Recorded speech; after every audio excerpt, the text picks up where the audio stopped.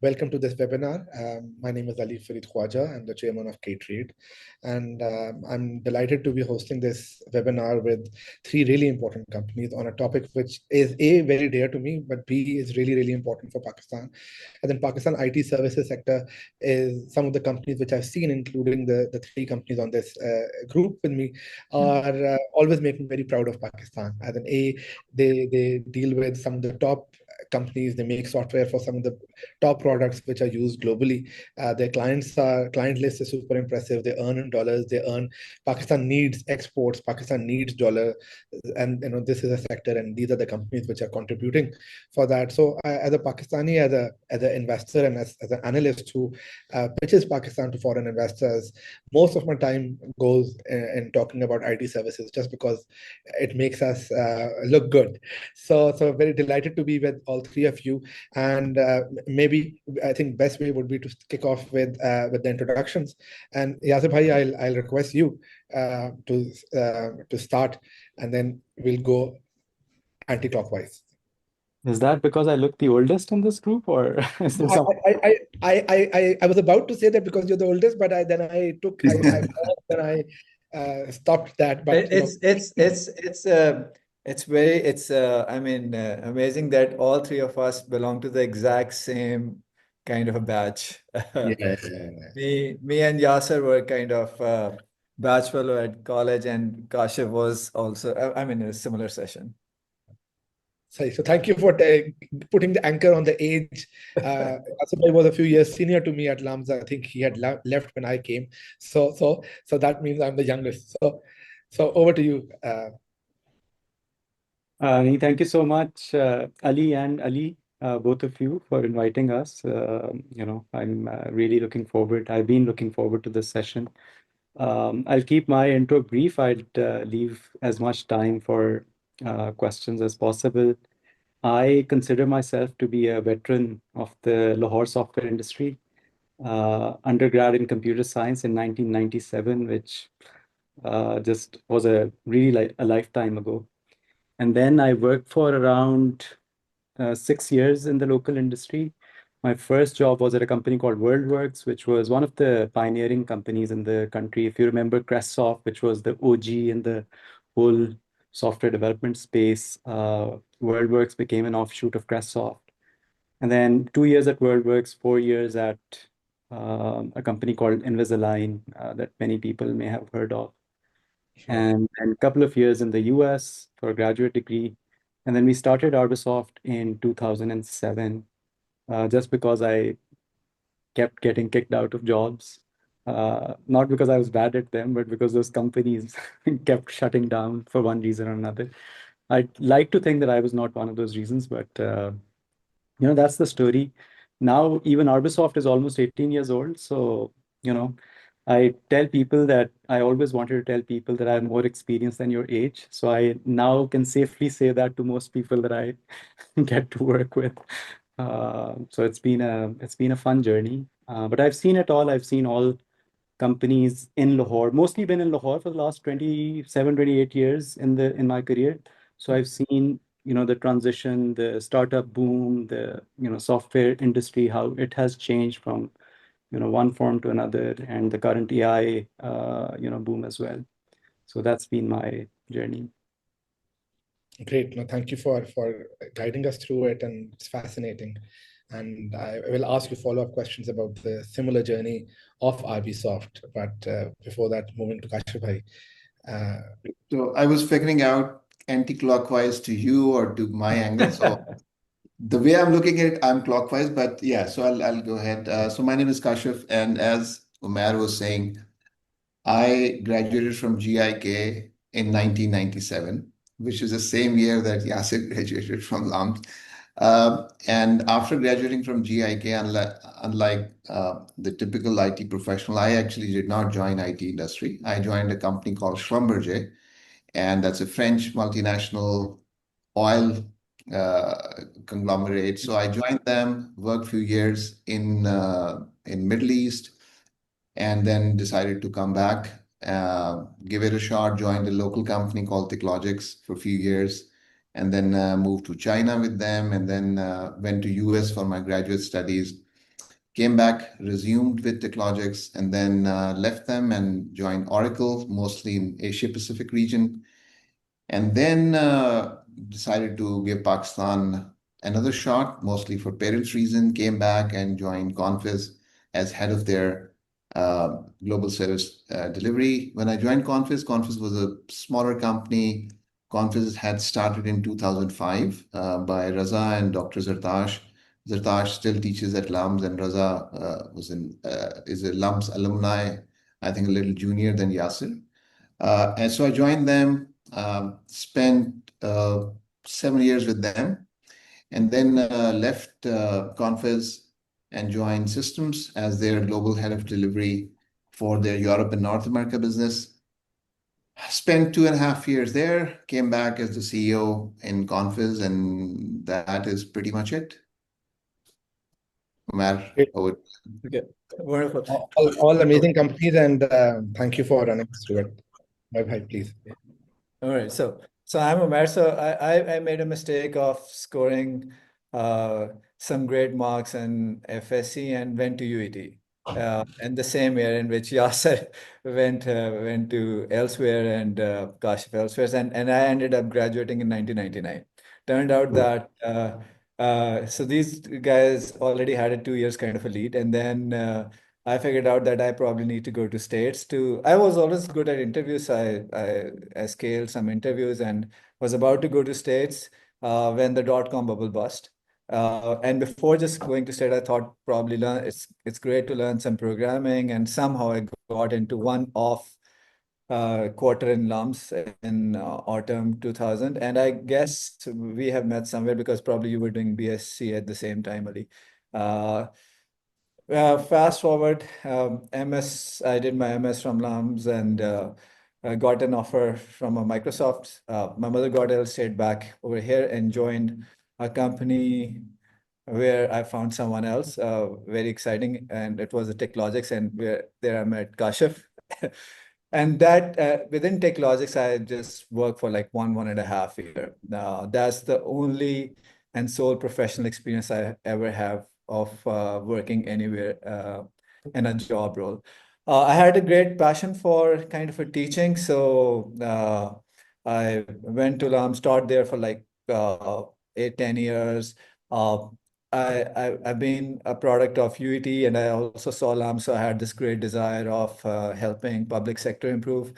So took some volunteering effort in building computer science engineering departments in public universities in Pakistan. Government College University Faisalabad was as one such example. Fast forward, 2007 started first services company with a partner. Like most partnerships, that partnership got busted in the very first year. In 2008, started Tkxel, and yep, it's about 16-17 years. So that's what I've been doing ever since.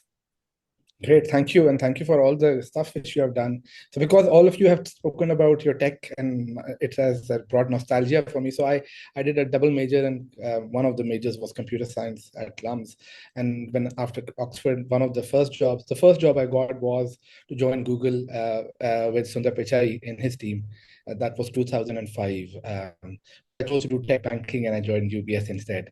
And Kashif bhai mentioned about Confiz. So Raza was a year junior, and of course I remember the stories of the time when he and some others first started another software company, and then spun out to form Confiz. So it's amazing. And Tklogics, you all have mentioned, or some of you have mentioned Tklogics, and of course that used to be one of the top companies, if not the top company, in which everybody from Lahore wanted to get a job at, and some of my friends did join. You all are running amazing companies which are doing great job. You've told about your own stories. Now I would love to hear from you about the journey of your business, and also what makes your company special, and then how do you win? You compete against some of the giants of India, especially. These are like companies worth more than $100 billion. What makes Arbisoft and Confiz and Tkxel special that you can beat them in winning these contracts? So again, Yes. let's follow the same order, shall we? Sure. I think it's a difficult question, right? Like, I mean, I keep telling people that even if I were to start my whole journey, from scratch again, I don't know if we'd end up at the same place, right? It's not like you can't credit yourself too much with everything that happened over the years. There's a lot of luck, there's a lot of good fortune that comes along the way. In our case, I think a couple of things that we consciously did. One was that we were very mindful of building a good culture at Arbisoft right from the get-go. Because I had worked in the industry for around 10 years in Pakistan before starting Arbisoft, I always sense this really deep dissatisfaction with work. I mean, work is important, right? You spend one third of your life in your job, and it just felt unfortunate to me that people just did not bring their whole selves to work. So I wanted very consciously from the get-go to build a culture where people would look forward to coming to work. So I would say that is probably the number one thing in Arbisoft's case. Because of the culture, we got lucky with some good people. Some good people stuck around. Many of the people who started Arbisoft with me, some of them or most of them are still around, which is amazing, right? Like the longevity of people working at Arbisoft is amazing. Then I think for us, the big breaks were some marquee customers that we almost accidentally got. That's where the luck part comes in. But when we got those opportunities, we gave it our everything, right? So opportunities like Kayak and edX and MIT and these guys, whenever those opportunities presented themselves, we like seized the opportunity and just threw the kitchen sink at the opportunity. So if I were to credit like two big things, it's one, building the right culture, and two, when you are presented with an opportunity, you go all the way, like you don't hold back at all. And then that in itself opens many more doors for you, because if those moments are seized and value is delivered to the customer, then some of those customers become your biggest kind of resellers, so to say. So I think I find it like amazing that Arbisoft, out of the 18-year journey, like the first 15 years, I'm both, I've repeated this many times, I'm equally proud, but also even more embarrassed about this fact that for the first 15, 16 years of Arbisoft, we had no growth operation. Like all of our business was being generated because our customers kept sending more customers to us. And we were not doing any efforts in like, marketing or sales or business development, other than me just going to the US a few times a year, a couple of times a year, meeting our customers and asking them to connect us to other people who could potentially become customers. So that was like the entirety of our sales and marketing process. In hindsight, that was also a mistake because you need to set those operations up when you don't need them. And when you need them and you start setting them up, it might still take a few years to get there. So equally proud and embarrassed of that fact.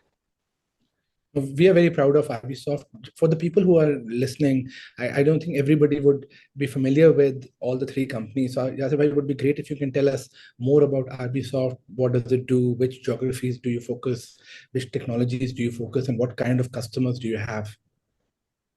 Sure. So I think primary geography is North America. 90% of Arbisoft's business comes from North America, which again is a great thing and also not a great thing. America is the best market for software services. It is the biggest market. I think America versus the rest of the world could be comparable, right? Like America itself is as big as the rest of the world. So in that sense, it's great, but it also means that when the market takes a downturn in the US, you don't have enough hedging if you don't have your eggs in multiple baskets.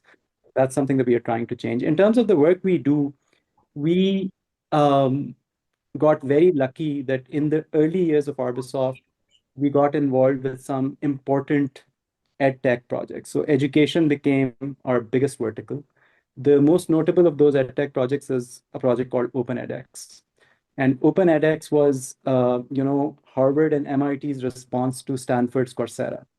Remember, the MOOC revolution was launched by Stanford's Coursera, and then the East Coast was not doing anything. And Harvard and MIT put together a $100 million endowment to start a new platform that could use content from universities on the East Coast, because all of this kind of content was coming from the West Coast. So we got super fortunate that somebody that, who had worked with us at a previous company got hired at OpenEdX as one of their, senior VPs of engineering. And they took us along. They said, I've had great experience working with you guys. Why don't you come along? And then we became an early contributor to a very visible open source project, which has literally tens of thousands of developers contributing code from all over the world, and MIT, Harvard being the largest contributors. And I think of all the facts that make me proud of Arbisoft, probably the biggest one is that 13 years later, as a single entity, Arbisoft is the largest single contributor in the world to the Open edX platform, which powers edX.org, which is the second largest learning platform in the world, of course, but also 6,000 other learning platforms around the world, including many at MIT and Harvard and other big universities. And we got an opportunity to be involved with most of those just by virtue of being the largest contributor to that platform. So that I would say is 45% of our business is just EdTech. With EdTech, I say things like learning management system, learning experience platforms, student information systems, campus management systems, etc. That whole ecosystem of what you need to run, an educational company. So that's the biggest. The other big win in the early days of Arbisoft was Kayak, which became a big customer for us. So Kayak, if people don't know, was the #1 travel search company in the world. And we once again got involved in the very, very early days. And they became like the poster child for companies in Boston because they had a fantastic exit. They sold for multiple $1 billion to Priceline in around 2013 and 14. And to this day, 17 years later, they're one of our big accounts. And because of them, because a lot of the Boston companies are in that ecosystem, a lot of the companies knew Kayak, it was really easy to go tell them, look, we've done all of this crazy good work for Kayak. We built these apps that are used by millions of users every day. Literally, their daily traffic on the Kayak app that we helped build and launch would be anywhere between 10 to 20 million daily active users. So that kind of scale and having worked with that kind of impact is a great reseller, right? So I think what we did then is that we kind of focused ourselves on these verticals. Education, travel, insurance became a big one. And also we made choices along, technology verticals. Like, we shied away from doing everything and just focused very much on, doing Python as like the back end. So to this day, Python is our kind of biggest platform programming language that we work with, sticking with mostly open source, not delving too much in the proprietary, the Microsoft world, sticking with, frameworks and libraries that we specialized in. And I think sorry to interrupt you.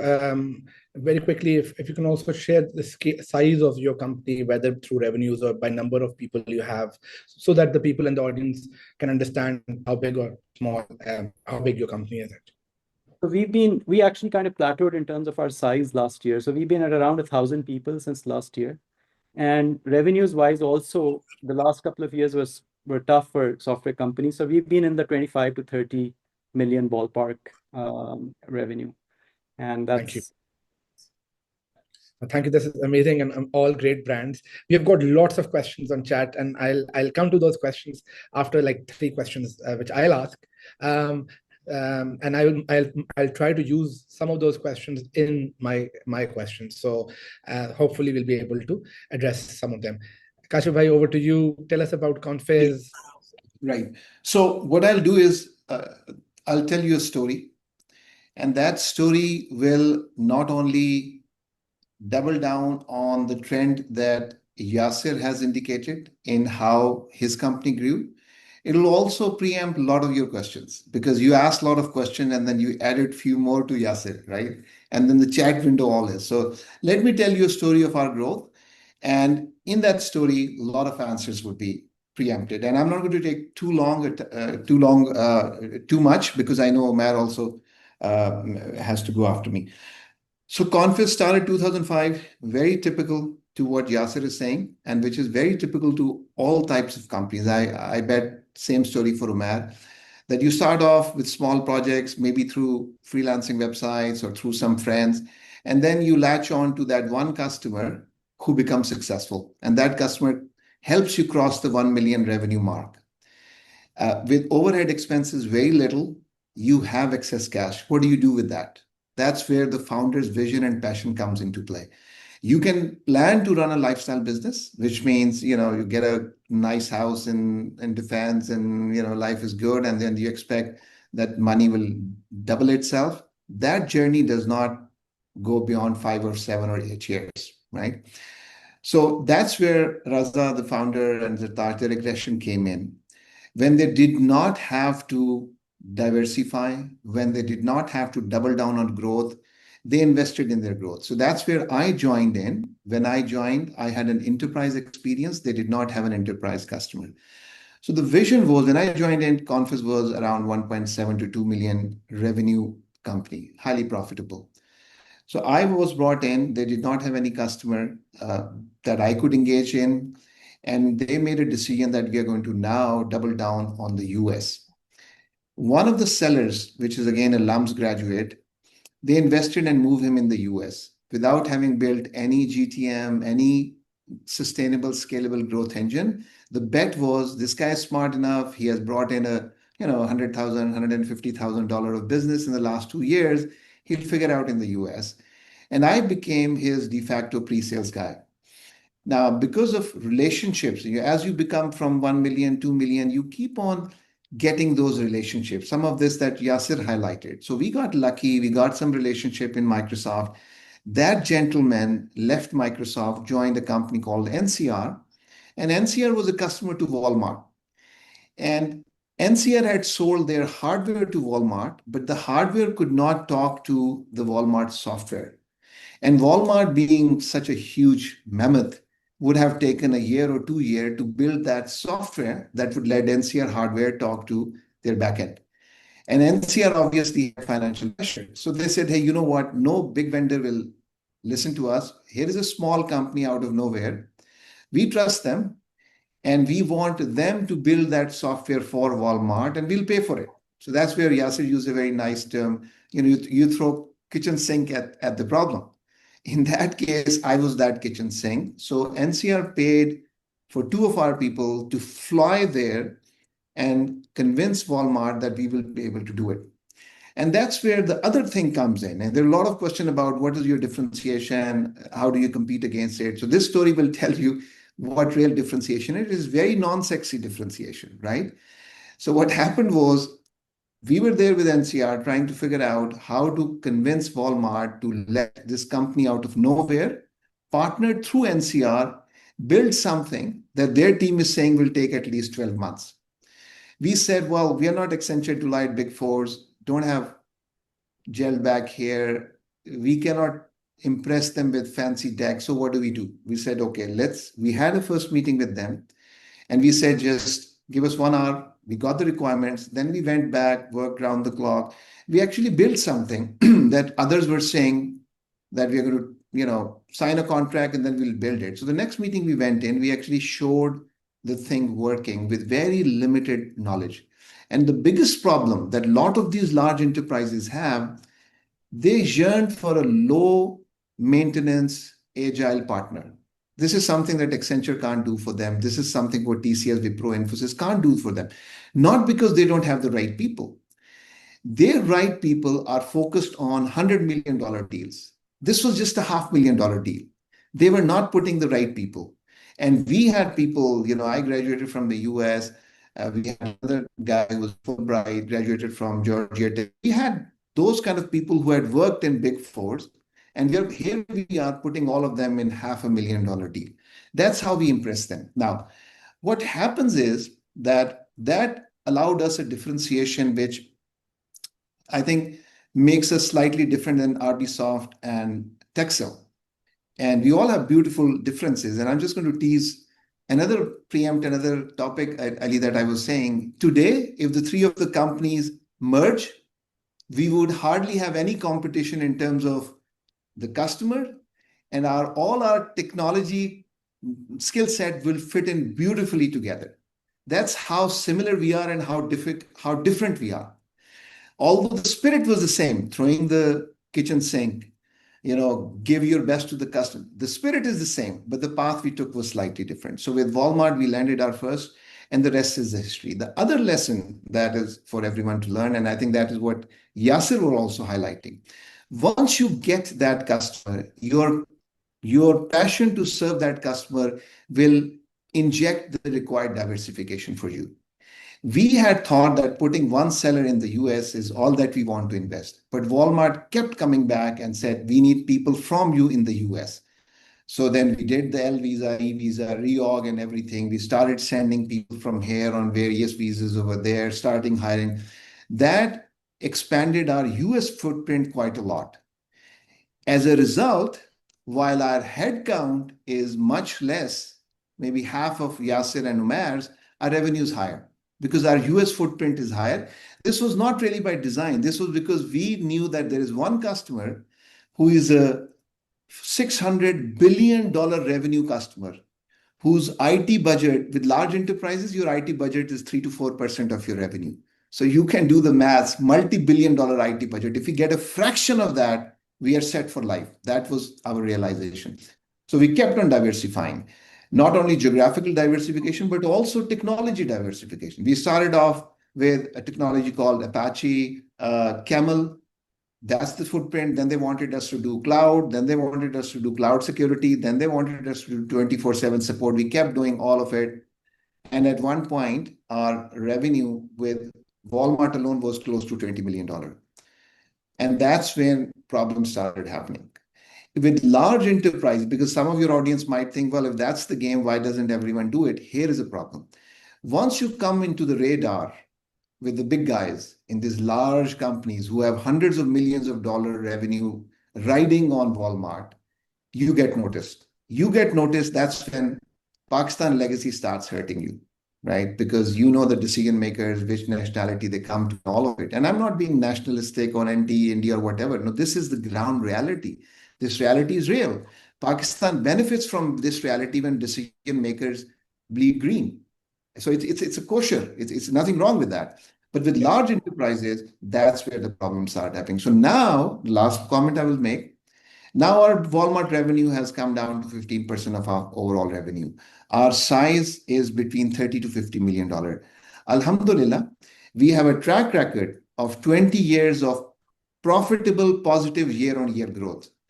This is my first year as a CEO, and Walmart decided to consolidate in India. Legally, we are a Pakistan-based company. We cannot own anything in India.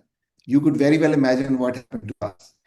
So I would have, and now our fiscal year is closing in a few days. I was on the verge of jinxing our streak, and it would have been the first year a very aggressive founder trusted his company to a professional CEO, and he ended up showing a negative growth. Alhamdulillah, God saved us. We are still going to be profitable. We are still going to be positive growth. So now we have large enterprise customer, 9, 10 key marquee customer like Nordstrom and Macy's and P&G and Walmart, and we have a good mix.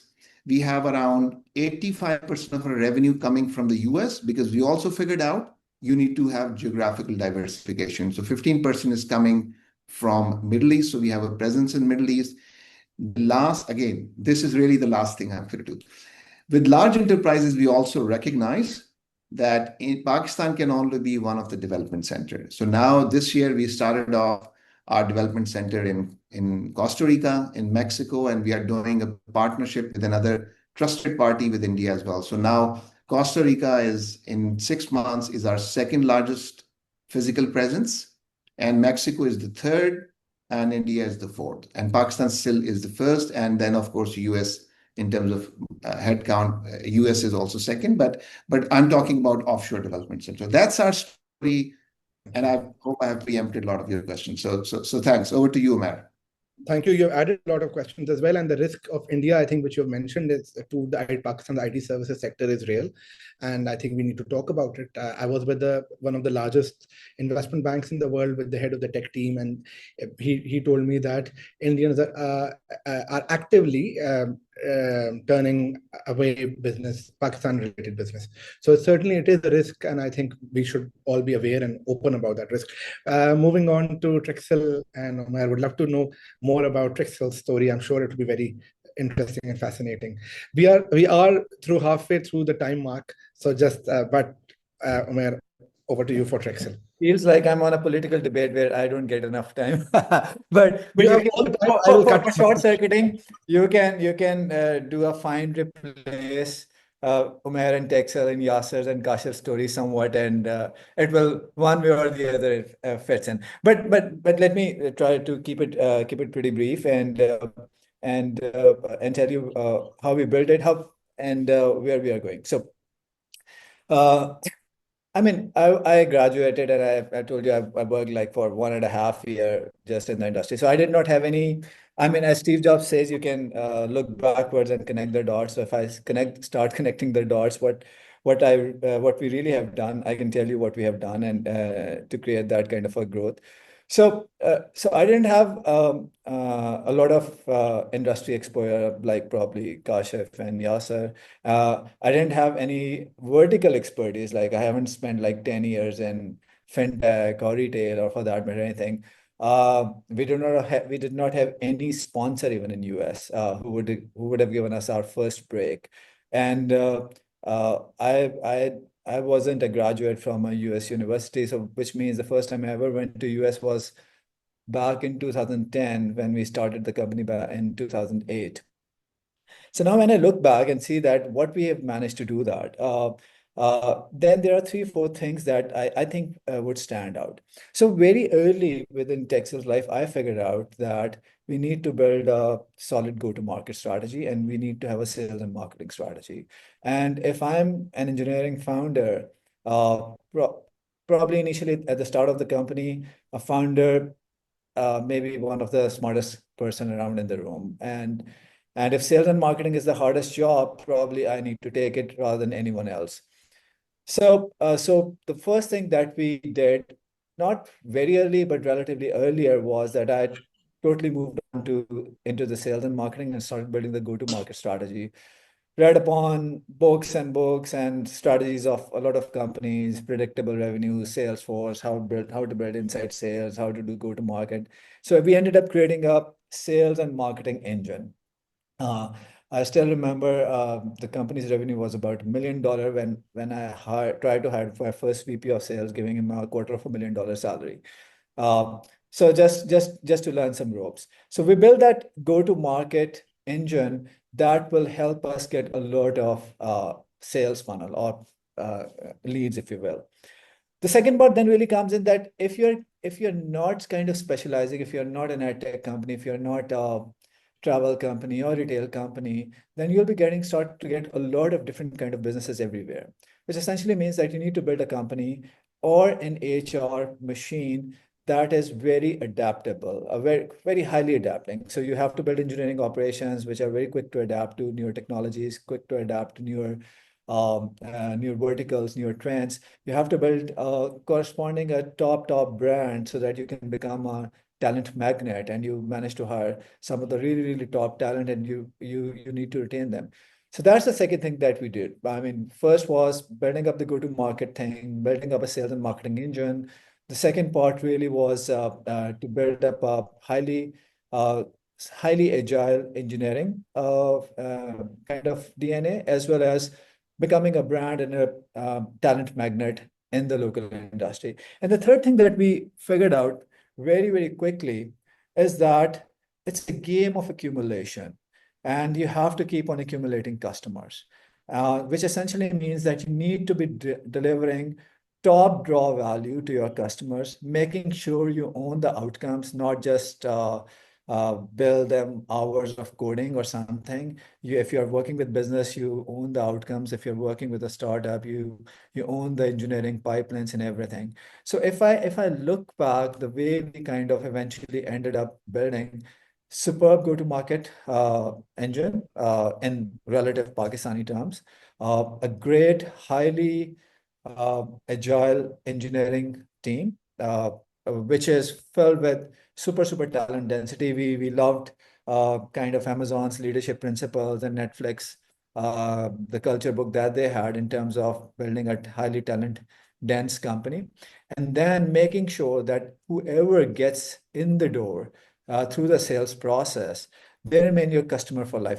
Just before this call, I called up. I was looking at our customer list, and And we figured out that if we sort on LTV or all customers, then out of top 50 customers, 45 still work with us. We tell people that the very first customer we got back in 2008, they still work with us. And so when you keep on accumulating customers year after year, you ended up building up a company which has a very high annual recurring revenue because your customers are not leaving you. Being in the mid-market, I mean, enterprise, yes, Kashif has put it very right. Enterprise gives you a lot of top line growth. But what I figured out that the mid-market gives you a really good margin business. That's where that's where the top bottom line comes in. And the startup market, they give you a lot of technological supremacy and sort of a thing. So if I try to put this in context, we have a brilliant sales and marketing team.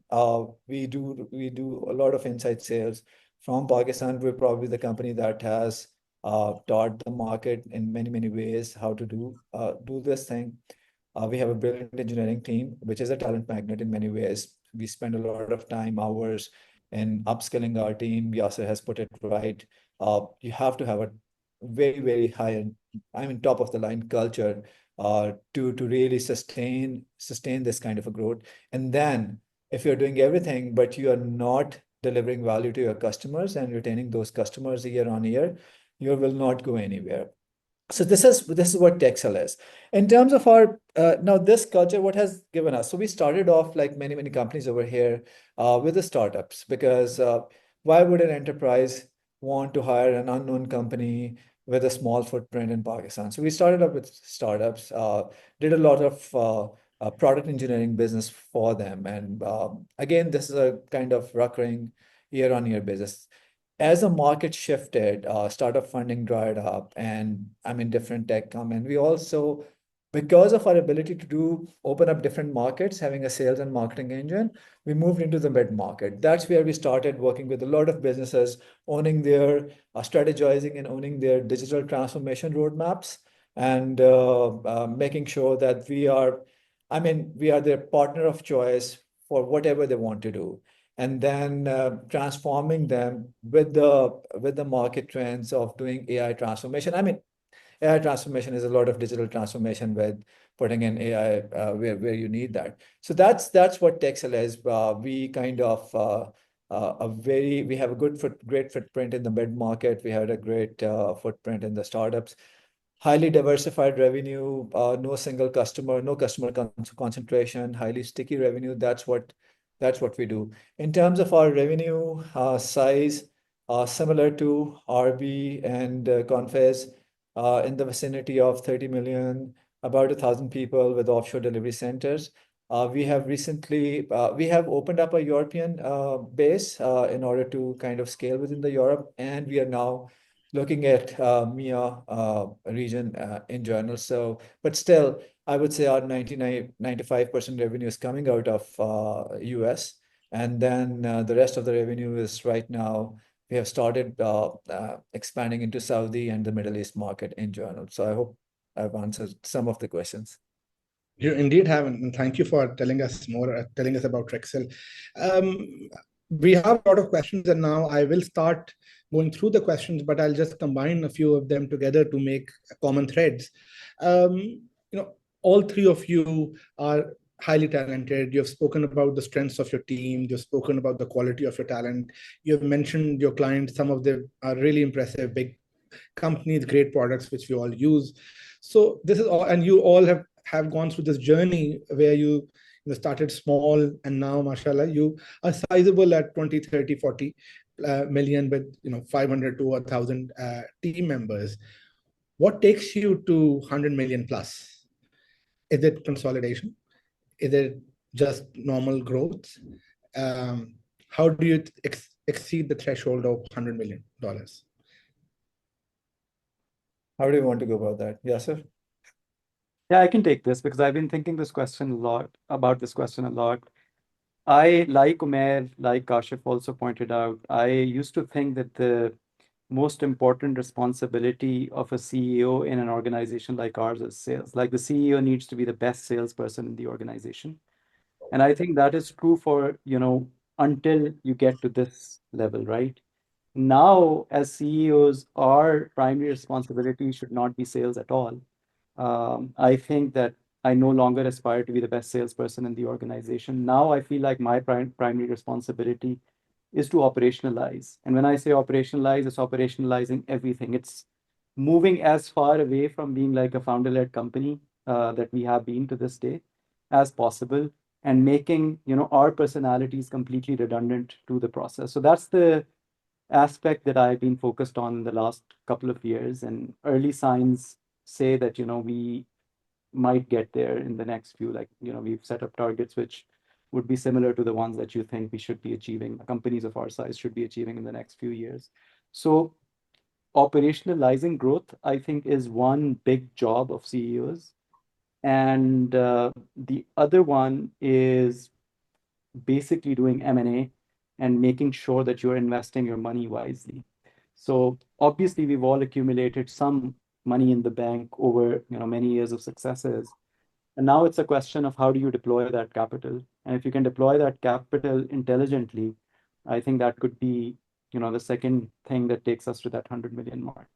So, and I'd like to take credit for laying out this strategy, but this is actually from a book that Charlie Munger recommends a lot. I think it's called Outlive.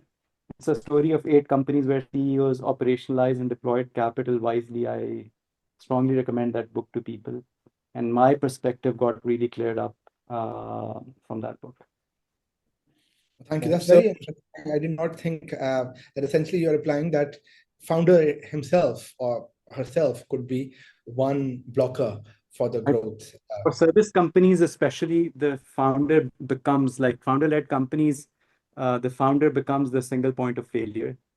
I think if you look at systems journey, for example, one of the best things, like there are a lot of things that I admire about systems, but one of the best things that I admire is that Arbisoft stepped aside and brought somebody in as a CEO who had started their journey with systems as a software engineer. So I think Asif joined systems as a software engineer in 1998. And 18 years later, the company allowed him to grow enough to become the CEO of the company. And then as Asif stepped aside, he basically created space for him and moved himself to the chairman of the board position. And that was like a inflection point in systems journey, right? And then Asif took really good bets in where to invest and had a lot of, he personally told me, he had a lot of opposition from his board and from other people about the deployment of capital in his early years, right? Opening up offices in the Middle East and Europe, et cetera, et cetera. But he set up some systems and deployed capital the right way. I think the specialization also really helped them. I think systems acquisition of Kashif would know the name of the company, but the one that does Temenos deployments has really put systems. Yeah. So yeah, so they've really, like, I'm sure now anywhere in Asia, or at least in the MENA region, if some bank talks about a large core banking deployment, system is right up there in that conversation, right? And I feel like all of our companies, at least that's what my point of view is, that all of our companies need to choose something where they're part of that conversation right up there in the top 20, 25% options that companies have. The game of that large army of developers, Wipro, Infosys, Tata with 500,000 people is already over. I don't think that there are other companies that are going to be built which grow up to 500,000 people anymore.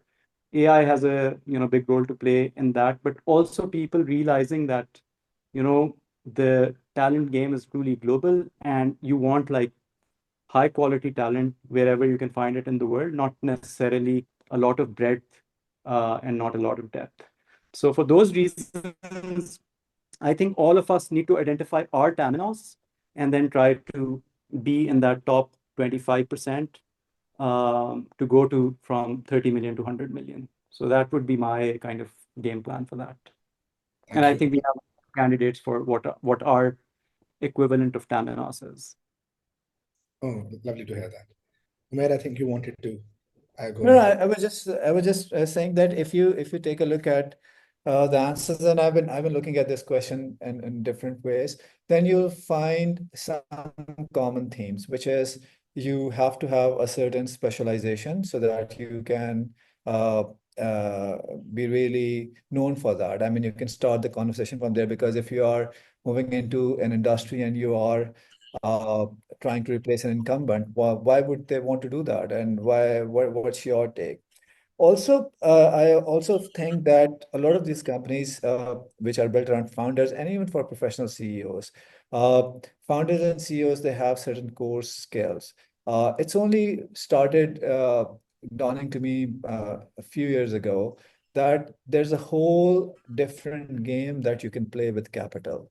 By deploying capital, by acquiring companies, by doing inorganic growth. So if you, I mean, from going from uh, 30 million to 100 million. There's another observation before I try to conclude it a bit, is that companies usually tend to get projects or contract sizes in proportionate to their value. This is kind of hypothetical assumption that I kind of have. So if you're a $30 million company, probably the largest project that you'll be getting is around $10 million maybe, or something like that, 30% of what you're today.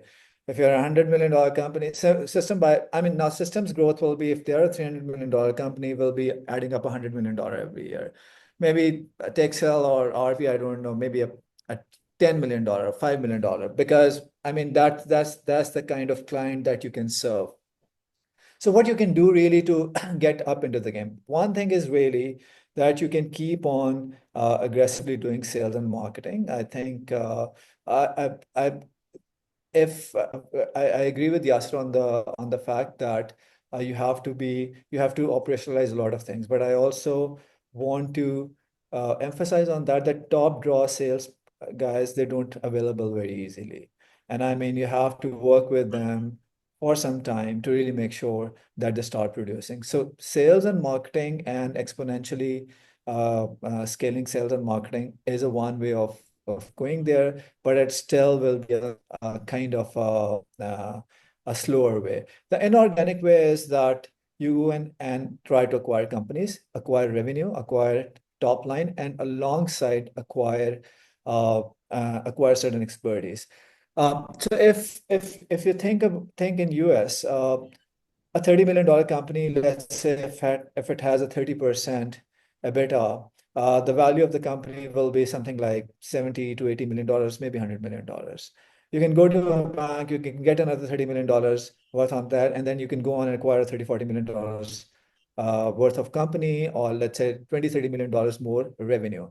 That actually doubles you pretty quickly. Then you operationalize them, create efficiencies, and do this again and again. We have seen 10 pearls going from $10-20 million to $100 million in the span of 3 to 4 years, just by very smartly acquiring a lot of companies here and there. I'm not sure. I do not know about their books, but this is what I've observed generally. So you can have an inorganic path. You can have an organic path where you can keep on doing what you're doing sales and marketing. That will take its due course of time. I tend to show a lot of people in my company a timeline of EPAM. So if you go onto their website, there's an about section, and you can see their timelines, and you can see their timelines and their growth, and the moment in time they started acquiring companies. And you will immediately map it out that, hey, this looks like an Arbisoft or maybe Tkxel or someone else. Similar initial 7, 8, 10 years, growing in 100 people, few $1 million revenue, and then massive growth start coming in. So I think going from 30 to $100 million if you want to do it quickly, it will be a game of deploying capital wisely, both to buy both top line revenue as well as sector and technology expertise in particular areas. Absolutely, and thank you for raising this topic of M&A, which is of course very dear to me, and this is what I've been doing for 20 years. So just to give a small example, so when I joined SafeCharge, it went public with a market cap of 250 million. They raised 150 million. In 2 years' time, the market cap was $1 billion. After 3 years, it was 20 billion. So in 5 years' time, the payments business, where I was a group CFO and a board director, moved from 250 million to 20 billion, and most of it was driven by M&A. And the key strategy which they did was that there was a dedicated team which just did M&A. And often founders actually struggle to do M&A because they think too technically about all the technical stuff, especially culture. And when you're buying something, then of course you are buying a different culture. Kashif, moving to you. Before Farid, you move on, I'm sorry, Kashif. I just want to say that, I mean, I've been talking to some PE folks for some times, and there's, I mean, seems like it's hard to sell a company with a backend in Pakistan. But when I look at it, I think we've got some of the most undervalued resources out there. So I mean, just for a second, take a look at that. These companies in Pakistan with a Pakistani backend are highly resilient. I mean, when in the last 20 years you found out a company not serving its customer for a day? I mean, we have every kind of war, every kind of not electricity, every kind of perception thing going out about us. But the entrepreneurs over here, they deserve a lot of credit. They build a highly resilient company. They are mostly debt free because you have to do it all on your own. There is no Google, Microsoft in Pakistan. There is no startup funding in Pakistan, which means the best talent of Pakistan get to work in these companies. And on top of that, they have a recurring top line with a good bottom line. I think these companies are gem when it comes to a highly undervalued diamond in the rough kind of thing. And it's a matter of someone making a bet, and I think the floodgates can open. So I really think that could really be a inflection point over here in By the way, Pakistan. You're all Kashif is next, but very quick anecdote, Ali, if you allow me, I'll take no more than 30 seconds. I agree with Umair. Great company example, EPAM. I think $20 billion market cap, 60,000 people around the world. I spoke to their CFO once and I asked him what the inflection points for his company were. And he said the day the founder stepped out of the way. And that is the day we started growing. So, Yasser, you and I should do something else And together. the other very quick anecdote. So we got a customer in Saudi who was an EPAM customer. And EPAM's backend is in Belarus. So it's an Eastern European company, right? And I'm not boasting. The customer told us in first 3 months, he said, our experience of working with you guys is better than our experience of working with EPAM in every single way. Your costs are better, your people speak better English, your technical skills are better. So this is to Umair's point that, you know, the kind of talent that you get access to Pakistan, if you can get access to that talent, is just second to nobody. Absolutely, we're all very proud of Pakistan's IT services sector and your companies. And for those people who are listening, we have heard a lot about systems.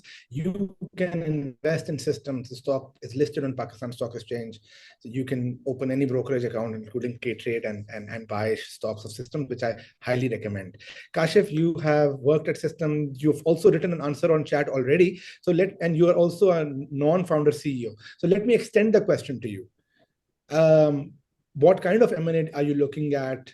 What size, scale, equal? And can there be, why don't you merge, the three of you merge? 20, 30, 30, 30, we are close to 100 in this webinar. Yeah. Simply, why don't the three of you merge and create? Yasser and Umair, let's do it. But on a serious note, a few things I agree with what Yasser is saying, and Ali, you are also right, and with Umair as well. So let me just put a touch of realism to what is being said. First of all, this question about why Pakistan has not produced $100 million plus revenue company. Pakistan having not done that is an unnatural outcome. I can give you a list of examples, countries with less talent density, with far more political instability as Pakistan, they have done it better. If you think about Vietnam, now EPAM is a great example, by the way. EPAM did 39 acquisitions to reach where they are today. They have been set up by Belarusian expats, right? So Pakistani expats could have done the same. Anyways, so that's besides the point. So there are 16 reasons for why that has not happened. You only have 4 minutes left on this call. I'm not going to talk about 16 reasons. All I'm saying is Yasser highlighted 2 of those reasons, and he quoted a book as well. Pakistan context is very unique. If it was any other country, and I'm not only blaming the government or anything, it is all 4 of us on this call as well, Ali, you included, and hundreds were logged in. I'm combining all of them. We all have created an ecosystem that has produced unnatural outcome. Vietnam, Egypt, everyone has. So the answer could not just be two reasons. Answer could not be that, hey, system is able to do it, let's replicate that. I was part of the system, right? System story cannot be replicated, right? It's not that Azaz Saab is an amazing guy. Yes, he is. But there are things that I'm aware of, and we can have a long discussion on. So when you look at what took system to be where it is, you would notice that Confiz should not follow their playbook. We have not taken those steps that they took 10 years, 20 years ago. And same goes for Yasser and Umair as well. So 16, I'm happy to have separate discussion on those 16. I have data points that I can highlight around that. Now, one thing, if we have to do those 100 million plus, there has to be decisions that have to be taken. Pakistan, unfortunately, the government keeps setting those targets, but the policies that it perpetuates is to create a cottage industry of IT industry. And this is what is happening. Now, that is where I have tremendous respect for people like Yasser and Umair and Raza, who are the founders. They have established a platform comfortably, consistently growing above 10 million. Very few companies in Pakistan have done it. The first generation of companies that opened in 1990s have not been able to do it. These gentlemen have done it. Now, it would be very sad if that is the end of the story. It would be very sad if Confiz, Yasser, we just retire at $50 million. That is, and it is not going to happen following systems playbook. It is going to be much more complicated. There is a solution. Now, last thing I would say, you said, because I'm a CEO and another founder CEO, one thing that you have to understand about hiring a CEO, I have deliberately shaped my life to focus on realizing the dream of someone else. It is not my dream. It is Raza's dream. And I'm willing to lay my life down to chase that dream, right? This requires a different mindset. Founders do not have a parachute. They're in it for life. They can step down, bring in a CEO, as Asaf did it, but as Asaf still comes to the office every day, right? So the best situation for any company is a founding CEO who takes it to 100 million. The reason why he would not is for various reasons. We can discuss later on. Now, the last thing I would say, my family was telling me, now that the fiscal year is closing and everything, they were showing me a meme which said, one out of five of every CEOs is a psychopath. And my son was saying, Baba, are you one of those 20%? And I'm just thinking, what the hell? So and one thing that I read somewhere, that a professional CEO or even a founding CEO is not a job that some people would wish even on their worst enemies. So when you say we're going to build 100 million, whatever, these hair that you see, Yasser, all white, now you know what happened. All right, over to you. Thank you for that. I have a question. But yes, just coming to you, Vahid, please, over to you. Yeah. My name is Wahid Qureshi. I know I have met Yasser. I think I have met Umair. I've not met Kashif. So one thing, I'm based here in Silicon Valley. I'm a product guy. I've developed multiple products, sold a couple of companies. And I have actually a very interesting perspective on this $100 million thing, which I will come to in a second.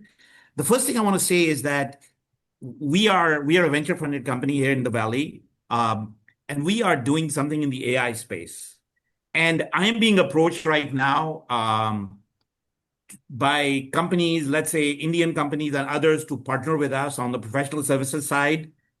I would love to work with you gentlemen, if that's an area that you guys are working in. I think you guys know me. That's number one. So I will reach out to you if you can give me I think I can reach out to you on LinkedIn. I would love to work with you. That's one thing. The second thing is that I want to share this about this 100 million. So look, I will tell you this honestly, we are all here together. We are all from the same tribe. We are all from the same country. There is a lack of vision that I have seen myself. And by the way, I'm included in this. So So, I've always built venture funded companies, and these companies get acquired. So one lesson that I've learned is that I always have had a presence in Pakistan for my company. I'm not a services guy, but I always have my product to have an I do, which is that I don't make that company in Pakistan be part of the US company. It's a separate arm's length transaction, which helps during the acquisition because then the acquiring company is not bound by that company, that it's not an entity that I own. Now, this is not an easy decision for me. I'm from Lahore. I'm a very deep-rooted Pakistani. But believe me, this has helped. It has created so much talent in Pakistan. By the way, you guys don't even know that I have a company in Pakistan because we have kept it very low profile because of various reasons, right? But I'll be happy to talk to you. What I think you guys, the three of you, should do that I have seen other countries, entrepreneurs from other countries do to scale their business, right? Which means that you have to move everything to the US and let Pakistan grow, but also have other places in the world. I think, Kashif, you were talking to it that, you have places in Costa Rica and so on. And I have seen many companies do it, including Ukrainian companies, Indian companies. Even, yes, Indians are doing it.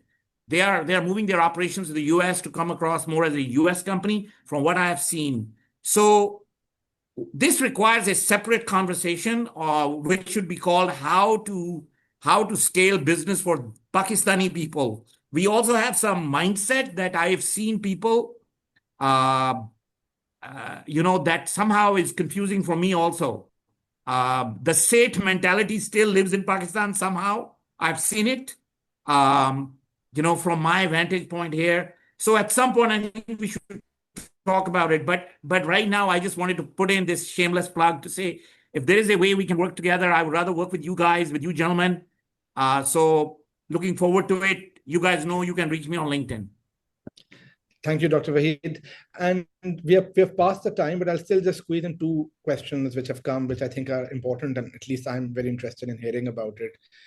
The first one, would love to hear the comments from the three of you on AI. Is it a threat? Is it an opportunity? Are you prepared for it? Yasser, why don't you go first?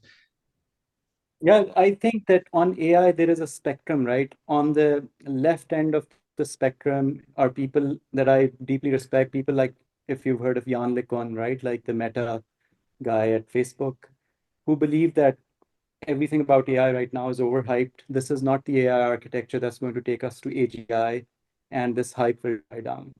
And on the extreme right end of the spectrum are people like Dario or Sam Altman, the Anthropic and the OpenAIs of the world, because they have literally invested now hundreds and hundreds of billions of dollars in blowing up this bubble. I find myself to be much more on the left end of the spectrum than on the right end of the spectrum. I think I may be an exception. A lot of other people don't think like me. I have seen many attempts to replace people with AI, and they invariably fail. I think AI right now, the AI that we have today, is a great boilerplate generator. So it'll generate the 60-70% boilerplate that you need to get started in a project. It messes up the last 20-30% so badly that you might end up doing more work if you rely on AI to do that last 20-30%. That's where I am. But I think that if you're not doing the 60-70% automation with the human in the loop, then you'll lose out. But if you're replacing everything that the humans are doing with AI, that's also a big mistake. Thank you. Kashif, why don't you go next? So my thought is that, first of all, we need to come clean and recognize that there is a global phenomenon of emperor's new clothes. People are under pressure to behave as if they know what AI can do for you, right? So I will be the first one to say, hey, I haven't figured it out. I do know that it does pose a partial existential threat to part of my business. So what is my strategy? My strategy is I'm not going to act smarter than the best people out there who are doing true innovation in AI. My strategy is what has worked for me in the past, which is we are deeply aligned with one of the chosen hyperscaler, Microsoft, Google, Amazon, and the likes. We sit in Microsoft's lab. Every time Microsoft make a bet, whether it is successful or not, the rainmaking starts. Right? They said Viva is the big thing. Nobody even knows what Viva is. They said Power Automate is the big thing. RPA, Hyper IPA. We said sure. We made money out of it, and then that is not the focus. Now today, Satya and the likes are betting big on AI. We are in their pockets. We are doing all that they're telling us, and that is what we are doubling down. Now the downside is, what if it actually is just a hype and in the end it just normalizes? There is no downside for us because in doing so, Microsoft would have taken us to one of few of these large enterprises, like they took us to some of the customers that I've named. And from then onwards, we throw kitchen sink at them, right? Once we are there, then what took us there is not even relevant. People even forget how we got into Walmart and all these likes. And so that is our strategy. We are not taking it lightly, but we have aligned ourselves with Microsoft. All right, thank you. Umair? So I'm kind of personally leading the AI thing in the company, and there are people like I would say on the left side that Yasser has said, like Jeffrey Hinton, even who are saying that AGI is actually possible. He's got the Nobel Prize out of this. The point is that let's not talk about whether we get to AGI or whether we won't. Let's see what we have today and what we can see in the next 12 to 24 months. So there is AI, and Yasser has put it very right. I think the entry-level knowledge worker is at threat. You do not need a logo designer anymore. You do not need a basic email sender. You do not need somebody who can summarize a LinkedIn profile for you. You do not need a basically entry-level coder. So a lot of this knowledge worker who were never ever been previously touched is at risk. Also, I mean, it is doing pretty well where the use case requires less time for verification as compared to more time for building, and when there's a human in the loop. So I mean, so we are banking on this factor. Now, coming to this, what will happen? So there's, as we say that, and probably as Microsoft said, there's one spectrum, whereas you have your own, all the RAG agents to task agent to autonomous. I've yet to see an autonomous agent that can do everything. So, but AI in its current form is doing a lot of knowledge worker stuff. Now, and to Yasser's point, it's generating a lot of boilerplate code. Now, let's translate it to what it means. To keep math easy, let's assume we all have $30 million worth of revenue, and these $30 million worth of revenue comes by selling 300,000 hours. I'm just making it up, right? Now, if AI is doing like 50% of the work, which essentially means that we have 150,000 hours to sell instead of 300,000 hours. So somebody needs to fill those 150,000 hours worth of work. Can it be your customer who can produce a lot more new work, or you'll have to go and find new customers for that? So in the next 12 to 24 months, as your customers, as everyone is finding out that AI can AI transformation, which means in the medium run, there is going to be a lot more work. But in the short run, in the short to medium run, where people are finding out that you do not need that much hours to do that work, and they do not have enough product managers, enough thinkers who can create new work, that's where probably there's going to be transition period that is going to happen. But yes, for the first time in our at least generation, we see the knowledge worker being at threat at the entry level. Thank you for that. I'll just quickly share with you that at least in the financial markets, to the institutional investors I speak to, AI is considered to be human replacement and considered to be a big threat, which means that the valuation multiples of companies which are operating in the IT services sector will compress. I know we are again over time, but very quickly, if I can have like 1 minute comment from you on how can people who are on this call or who listen to this call help you guys? And we've already had a great comment and offer from Dr. Wahid Qureshi, so thank you for that. But how can other people help you? Because we want to help you because you are our stars and our hope for Pakistan. So. We'll follow Umair, shall we Yasser. I think I have to say that, just be ambassadors, not just of our companies, but also of Pakistan. I don't think that we project the positive side of Pakistan enough to the world. And of, the talent density that's here, the, really smart people that are here. I think that we all need to feel a lot of pride in who we are and just start, acting like leaders before we actually become leaders as well. Right now, we're just acting like followers. So I would just say be ambassadors first of the country and then, if you can, of the companies. Absolutely. Absolutely. Thank you for that. Kashif, you want to go next? I think it depends on the type of audience. So, Waits up, we are already connected. So, thank you very much. For those of you who are graduate students, I would double down on what Yasser is saying. Ambassador, just not by talking, and that's what Yasser meant, by actually investing in your own growth. Right? That's the best form of investor. For others who are not not on the call, who are not related to this profession, I would say pray for us. Great, thank you. So I think Pakistan does not have a value or a viability problem. It has a perception and a visibility problem.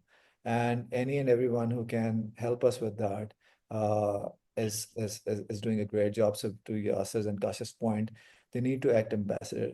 And also, I feel that especially the Pakistanis abroad and all that. I mean, people over here build companies. They want to do business. They want to progress and scale. Most of the times they may not have the same set of environment to build the muscles or the muscle memory. What does it take to sell a company? What does it take to actually get valuation multiple? How to scale the company? So, I mean, instead of thinking that these guys have an attitude problem or some other problem, I think if we can work together like our neighbors, I think we can really together crush it. Great, absolutely. So that your points are very pertinent to this platform, and that's why I have deep respect for Ali Fahd, because Paklaunch is such a great platform where everybody becomes an ambassador of Pakistani companies and Pakistani entrepreneurs and Pakistani tech community. So deep thanks to Ali Fahd and the team behind Paklaunch, and for all the people who are listening to this call. You must notice that I never said that why has Pakistan not produced 100 million. I didn't phrase the question like that. I asked you, what will it take you for your company to cross 100 million? Because I have no doubt that you guys will cross that. And as I said, a very easy way is if three of you shake hands, that is a $100 million company there. It's so easy. It's as easy as that. We mentioned systems. When I first wrote a research report on system, the share price was 40 rupees. Within 3 years, it went up 20x. That's a better return than investing in Apple. And I'm sure a lot of the people on this call who are mostly from tech backgrounds would love Apple, but systems share price return has outperformed almost perhaps even outperformed NVIDIA in this time period. So we are very proud of Pakistan's IT services sector. It has made a lot of money for the smart investors who put money in that. And I'm sure your companies will also generate similar returns as you grow and cross 100 million, inshallah, very soon. So thank you for your time and lovely talking to you. And people have already said that they want to contact you. You have shared your LinkedIn contact, or at least Yasser has. If Kashif and Umair, I'm sure people can find you on LinkedIn. Thank you for your time today. Take care. Thank you, Ali, for being such a great host. Yeah, My pleasure. awesome. Thank you. Thank you. Khuda Hafiz.